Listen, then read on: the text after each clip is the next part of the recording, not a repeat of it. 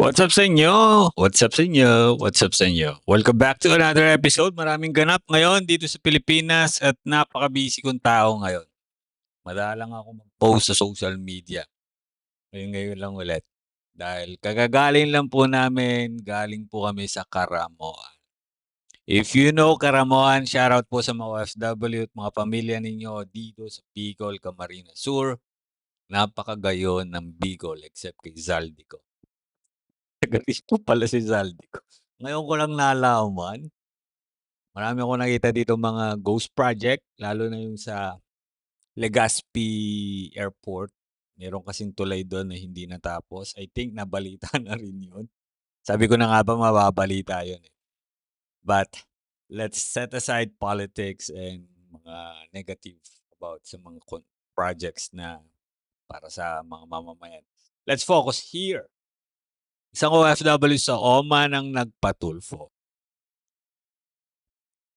Nabutasan yata ito ng katawan. Ewan ko, nabutasan na ba talaga ito? Bakit? Pakinggan nyo. Kapatid na isang OFW po sa Oman na si Ma'am Liway Venarao at nagkakomplikasyon na daw po ito sa kamay dahil po sa sakit nitong diabetes. Siya po ay isang DH sa Oman at 4 na buwan na pong nandoon at meron tayong video at yun ipanoorin po natin.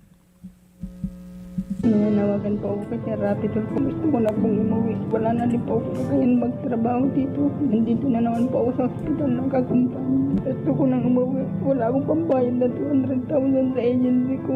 Sana matulungan mo ako.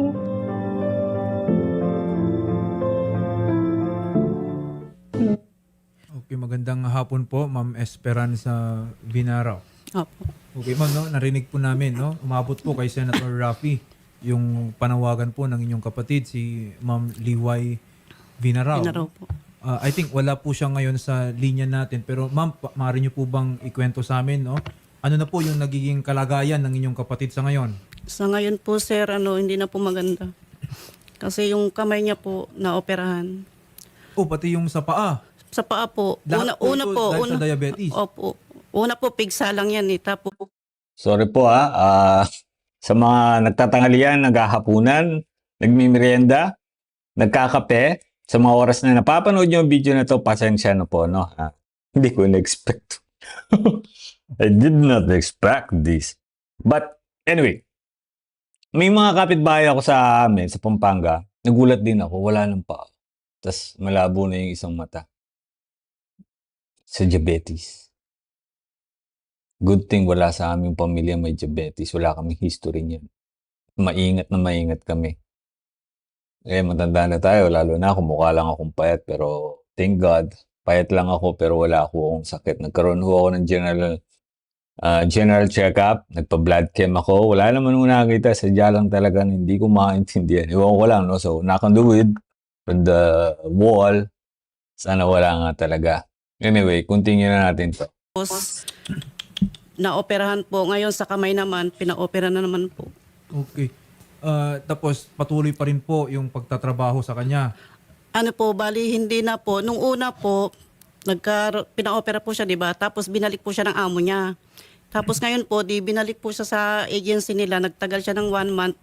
Tapos may kumuha na naman uli po sa kanya. Tapos after po ng siguro 3 weeks, ayan, tinubuan na naman po siya ng pigsa yata dito sa kamay. Ayan po, naoperahan na naman. Okay, hindi. Kasi, Shari, pag mga ganitong cases, lalo na yung mga diabetic, ano yan you should consider na immediate yung medical attention.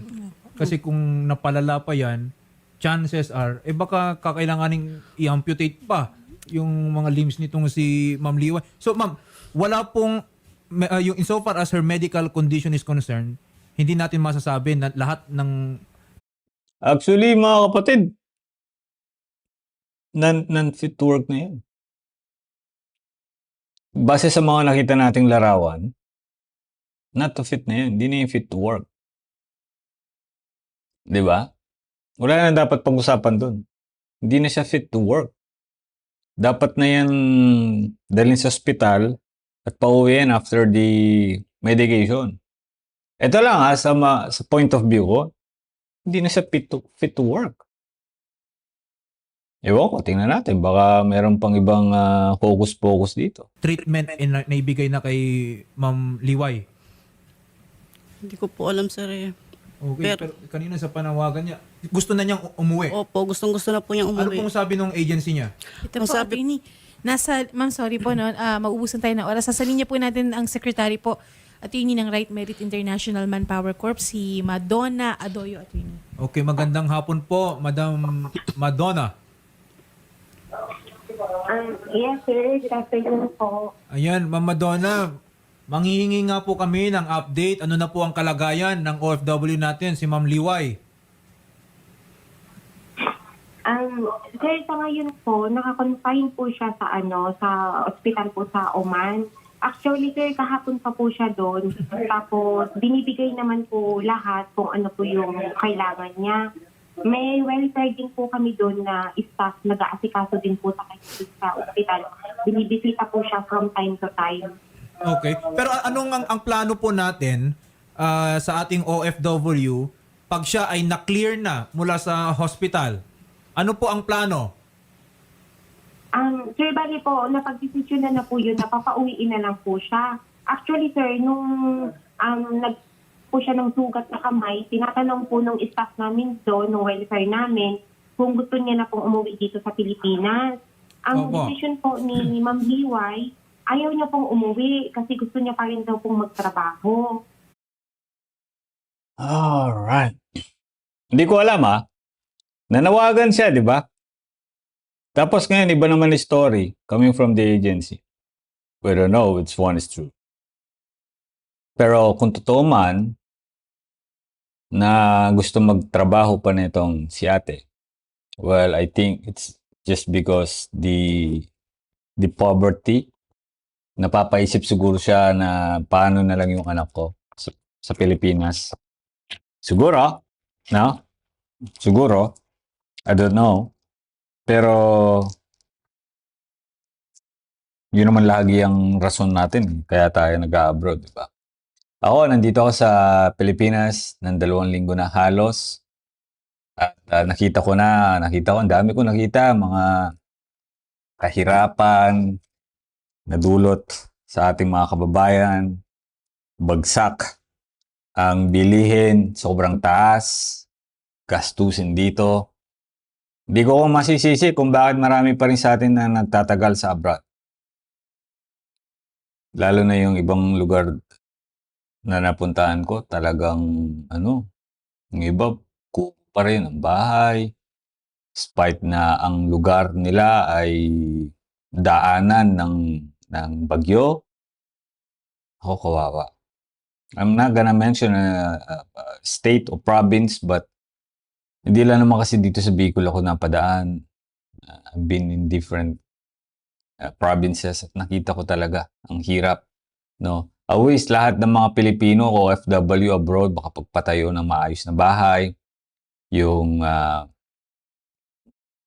ang tawag dito, yung matibay na kahit daanan niya ng bagyo, bumaha, i-consider niyo yun, yung mga ganung bagay. Ako kino-consider ko kasi yun eh. Siyempre, pag lindol kasi, hindi mo naman masasabi kung makakaligtas. But yung mga natural disasters na normally nangyayari sa Pilipinas, gaya ng pagbaha, yan. Dapat ako, pinapatayo po namin bahay is 3-story building, no?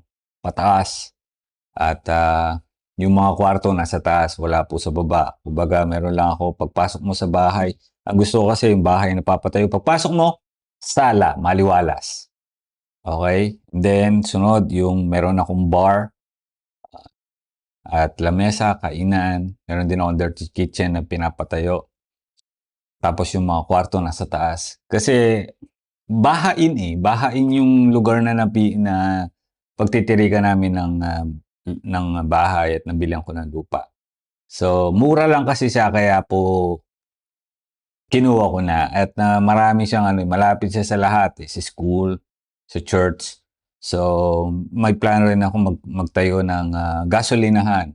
Uso kasi sa provinces yung mga ganun, gasolinahan. Anyway. Okay. Hindi, ganito Ma'am Esperanza.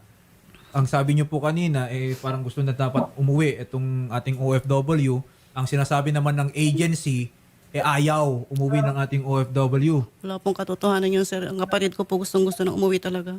O kasi yung rinig ko kanina dun sa panawagan niya, halos nagmamakaawa na eh. Opo, gusto- Pero gusto- ano po ba yung binabanggit niya kanina pala na 200,000 daw? Ma'am Madonna. Apo. Sir, wala pong naniningil sa kanya ng ganong halaga. Kasi kanina po, kausap ko din po yung staff namin sa Oman. Tinanong ko siya regarding po dun sa sinasabi nga po ni Ma'am BY na 200 na thousand na pinapabayaran sa kanya. Tapos po, nandun po si staff. Tapos kinausap niya po mismo, rinig ko, si Ma'am BY, sinasabi niya na wala naman po siyang sinasabi na sinisingil. Kasi iba po naman yung case niya kasi may sakit po siya. Hindi, kasi Kaya willing po ito talaga Ma'am kami. Madonna ha, hindi lang kasi natin makausap ngayon si Ma'am Liway, pero meron kasi siyang ipinadalang video na nakarating na nga kay Senator Raffy. Doon po namin nakuha yung nabanggit niyang 200,000 pesos na apparently parang due daw sa inyong agency. Para lang maging malinaw, Ma'am Madonna, ang inyo pong agency ay hindi nagde-demand ng 200,000, tama po ba? Yes po, sir. Walang Wala pong halaga. Baka dinidemand naman na kasi 200,000. kaya hindi 200,000 kasi 195,000 lang. So walang halaga ang dinedemand po ang inyong agency. Tama po ba?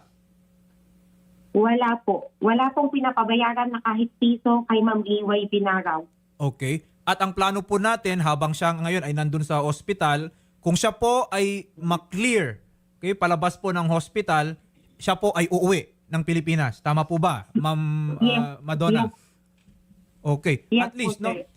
Ma'am Esperanza, kung ang kagustuhan po ng inyo pong kapatid ay makauwi, habang after po na matreat yung kanyang mga sugat doon sa Oman, at least no, we got the answers na from the agency. Okay? Imo-monitor natin yan. Hindi pwedeng later on bumaliktad sila dyan. Kasi narinig naman natin lahat Opo. yung galing sa agency. At nasa linya na rin po natin ngayon si Attorney Sherilyn Malonzo, ang Director 2 ng OWA 24/7 Operations Center. Magandang hapon po, Attorney Sherry. Magandang hapon po, Attorney JB. Ayan, Attorney Sherry, patungkol lang po no sa ating OFW na si Ma'am Liway Vinaraw na ngayon ay nasa Oman. Nakausap ko po yung agency niya kanina and they confirm naman na papauwiin na po ang ating OFW kasi nga yung kanyang kalagayan. Ako, Attorney Sherry, I'm personally concerned kasi diabetic, parang dumadami pa yung kanyang sugat. Attorney Sherry, pwede po ba nating matulungan, i-monitor yung kalagayan po ni Ma'am Liway Vinaraw? Okay, Attorney JB, I sent na po a photo po kay Odette po, ngayon lang po. Nung in-endorse po sa amin, kanina lang po ay pinuntahan po kaagad ng aming welfare officer no, sa OWA Oman, si Welfare Officer Gamelita Rakifa, MAS Karen Malinis po, no, si Liway Binaraw po, so OFW Liway, at binisita siya. And accordingly, she was confined po. We are confirming that she is currently confined at the hospital po at Badar Al-Sama Hospital in Muscat, Oman. At ang sinabi po is for discharge siya po siya tomorrow kasi nagkaroon po siya ng hand surgery. Kaya po siya na-confine sa hospital. At according to the Foreign Recruitment Agency, for discharge po siya tomorrow sa hospital. And her repatriation po, no, back to the Philippines will be arranged po and finalized early next week po. Okay. Napaka gandang balita po no ang pinabot po ni Attorney Sherilyn Malonzo sa atin. Ma'am Esperanza, narinig po ninyo coming from OWA. Even their representative, ang ating welfare officer, binisita na si Ma'am Liway Vinaraw. So makakasigurado po tayo na binabantayan na rin po ng tao ng ating gobyerno ang kalagayan po ng inyo pong kapatid. And yung pagbalik po niya ng Pilipinas, narinig din po natin early next week, Biyernes na eh. Okay, so kaagad-agad yan, no? Early next week, Monday, Tuesday, makakatanggap po tayo ng balita kailan po natin pwedeng salubungin ang inyo pong kapatid, no? Attorney Sherry Malonzo, muli po, maraming salamat po sa mabilis po na pag-aksyon. Natutuwa po kami na kaagad-agad po may nakatutok na tao dito kay Ma'am Liway Vinaraw. Yes, welcome po, Attorney JB, and rest assured po, no, na sa pinakamadaling panahon po ay pauwi na po natin si OFW Liway. Okay, maraming salamat po muli, Attorney Sherilyn Malonzo, ang Director 2 po ng OWA 24/7 Operations Maraming Center. salamat. At maraming salamat din po kay Ma'am Madonna Aduyo, ang Secretary ng Right Merit International Manpower Corp, yung agency po ng ating OFW. Ma'am Esperanza, okay, narinig po ninyo. Kanina, si Ma'am Liway na nag-aalala dun sa amount na 200,000. Narinig na po natin, walang babayaran na 200,000. Siguro iba lang yung pagkakaintindi ng OFW. Kung ano man yung pera halaga na sinasabi dyan, para saan yun. Misa kasi may ganung OFW. Okay. Pero sa mga ganyang kaso na unfit to work, wala naman dapat bayaran dyan. Okay. Kailangan talaga pauwi na yan. Ano pa silbi niyan? Hindi na makakapag-trabaho yan. Wala na rin yung silbi sa agency. Hindi yung pagkakakitaan. Di ba? Mga gaya, kailangan na lang talaga isang guni yan sa agency. Kung ayaw kumilos ng agency, patulfo nyo. Kasi pag pinatulfo mo, kikilos OWA eh. It's sabihin ko, ipa-OWA mo, hindi ko na sinasabi, no? Ipatulfo mo. Para makita ng lahat ng tao ang issue. Marinig at ano ang masasabi ng mga taong bayan dyan. O syempre, sa mga ganung pagkakataon, mahihiya na lang ang OWA, pauwi na talaga yan. Get well soon natin sa iyo at I hope maayos mo ang iyong kalusugan at yung pagtatrabaho ay manumbalik. Kung kayo po ay may plano pa, no, manumbalik yung sigla, yung lakas ninyo. Kasi dito sa Pilipinas, I'm telling you, it's fucking hot. At hindi lang yun, nakakatuyo po ng bulsa yung init sa Pilipinas. Nakakainit ng ulo. Okay? So, lalo na yan, OFW, distress na naman, may sakit pa, uuwi na naman sa Pilipinas, nang walang-wala yan. Dapat itong si attorney at yung ibang attorney, sinasabi rin yung sinasabi ni Raffy Tulfo, no, Senator.